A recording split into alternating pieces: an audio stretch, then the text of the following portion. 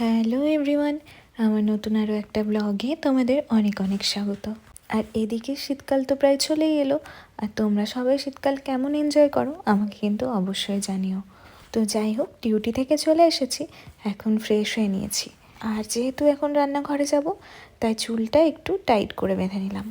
ইদানিং ডিউটি থেকে ফিরে ফ্রেশ হওয়ার পর আমার যেটা প্রথম কাজ সেটা হচ্ছে একটা খুব সুন্দর গন্ধের ধূপ রুমের মধ্যে জ্বালিয়ে রাখা। না, তবে এটা সন্ধে দেওয়ার সময় যে ধূপ জ্বালা হয় সেটা নয়, ওটা আমার শাশুড়ি মা জ্বালান। এটা জাস্ট ঘরের মধ্যে খুব সুন্দর একটা গন্ধ ছড়িয়ে থাকবে, তার জন্যই জ্বালা আর কি। তো এখন রান্নাঘরে চলে এসেছি। সকালে কিছুটা ছোলা ভিজিয়ে দিয়ে গেছিলাম, এখন সেই ছোলা আর একটু আলু মিশিয়ে সাথে একটু গোটা গরম মশলাও দিয়েছি। ওদিকে প্রেসার কুকারে সেদ্ধ বসিয়ে দিয়েছি। আজ রাত্রের মেনু হচ্ছে গরম গরম লুচি আর ছোলা আলুর তরকারি, নন বেঙ্গলিদের ভাষায় যেটাকে বলে ছোলে পুরি। তো লুচির জন্য আমি আটাটা মেখে রেখে দিলাম। লুচি আমি আটা মেখে তৎক্ষণাৎ করি না, একটু সময় মেখে রাখি, এতে লুচিগুলো বেশ ভালো হয়। আর আজ ভেবেছি এমনি নর্মাল লুচির মতো বানাবো না, একটু খাস্তা টাইপের লুচি বানাবো। আর এখন এদিকে আমি ছোলার তরকারিটা বানিয়ে নিচ্ছি। যেহেতু আজ রাস পূর্ণিমা, পুরোটাই নিরামিষ বানাবো, তাই বেশি ঝামেলা নেই আর কি। ওই একটুখানি টমেটো আর আদা পেস্ট করে নিয়েছি, আর নর্মাল যা যা রেগুলার মশলা লাগে সে সব কিছু দিয়ে একটা পেস্ট বানিয়ে রেখেছি। এবার ওই মশলাটা ভালো করে কষিয়ে ওই সেদ্ধ করা ছোলা আলুটা দিয়ে আরও বেশ কিছুক্ষণ কষিয়ে নিয়ে জল দিয়ে নামিয়ে নেব। আর এই ছোলার তরকারি বলো বা কাবলি ছোলার তরকারি, এগুলো আমার বেশ ভালোই লাগে, বিশেষ করে লুচি পরোটার সাথে বেশি ভালো লাগে। আর আমার জানো তো, লুচির সাথে সবসময় নিরামিষ খাবার মানে আলুর দম, ছোলার ডাল, এই ছোলার তরকারি এসবই বেশি পছন্দ। অনেকেরই শুনেছি লুচি মাংসর সাথে বেশি পছন্দ করে, কিন্তু জানি না কেন আমার আবার লুচিটা একটু নিরামিষ তরকারির সাথেই বেশি ভালো লাগে।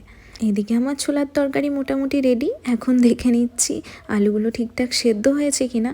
তো জলটা আর একটু শুকিয়ে গেলে উপর থেকে একটু কাসুরি মেথি ছড়িয়ে দিলাম, আর তার সাথে সামান্য একটু ঘি আর গরম মশলা দিয়ে এবার নামিয়ে নেব।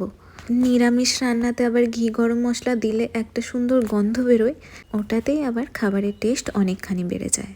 আর যেহেতু আজকে ডিউটি থেকে আসতে একটু লেট হয়েছিল, তাই জন্য তরকারিটা বানানোর পরেই লুচিগুলো বানাতে শুরু করে দিলাম। অন্যদিন লুচি বানানোর থাকলে তরকারি বানিয়ে নিয়ে আমি কিছুক্ষণ গিয়ে রেস্ট করি, তারপর খাবার আগে গরম গরম ভেজে নিই। কিন্তু আজ দেখলাম ডিনার টাইম যখন হয়ে গিয়েছে, একেবারে রান্নাটা কমপ্লিট করে ফেলি। আর ভিডিওর শুরুতেই যেমন তোমাদের জানিয়েছিলাম, আজকে ভেবেছি লুচিগুলো একটু খাস্তা বানাবো, তার জন্য ময়ামটা বেশি করে দিয়েছিলাম। আর এদিকে দেখো, তাই জন্য হয়েছে কি লুচিগুলো আর ঠিকঠাক ফুলছে না, কিন্তু জানো তো খেতে কিন্তু বেশ সুন্দর হয়েছিল। মানে অন্যান্য দিন যে লুচিগুলো বানায় তার থেকেও টেস্টি হয়েছিল। একই রান্না অনেক সময় এক্সপেরিমেন্ট করে একটু আলাদা রকম করে বানাতে মাঝে মাঝে ভালোই লাগে। এদিকে দুজনের মতো লুচি ভাজা আমার কমপ্লিট হয়ে গেল, এবার খাবারটা বেড়ে নিচ্ছি। আর ডিনারে কি আছে সেটা তো তোমাদের আগেই বলে দিয়েছি, সাথে এখন শুধু দুটো রসগোল্লা অ্যাড হয়েছে।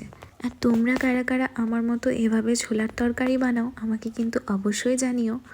জানো তো, বাড়িতে থাকাকালীন ডিনার করতে অনেকটাই লেট হতো, মানে 10টা 10:30টার পরেই খেতে বসতাম, কিন্তু এখানে এসে একটু জলদিই খাওয়া হয়।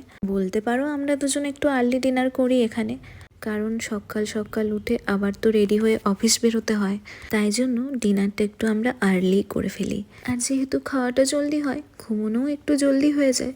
মানে বাড়িতে ঘুমোতে ঘুমোতে তো 12টা 12:30, কোনো দিন 1টাও বেজে যেত, এখানে 10:30 11টার মধ্যে ঘুমিয়েও পড়ি। এমনি নর্মালি ডায়েটিশিয়ানরা তো বলে থাকেন যে 7টা থেকে 8টার মধ্যে ডিনার করে নেওয়া উচিত, কিন্তু সেটা তো আর হয়ে ওঠে না। কোনো দিন ডিউটি থেকে আসতে আসতেই 7টা 7:30 বেজে যায়।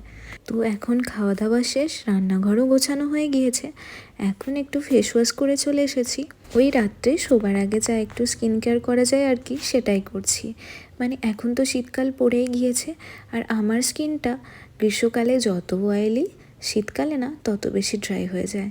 তো শীতকালে রাত্রে ঠিক করে ময়শ্চারাইজার না লাগিয়ে শুলে স্কিনটা সকালে উঠে দেখি একদম খসখস করছে।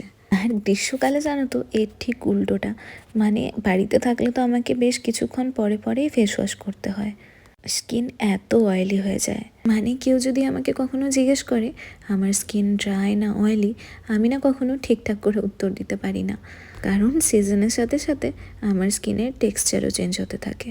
আচ্ছা, তবে আজকের ব্লগটা এখানেই শেষ করছি।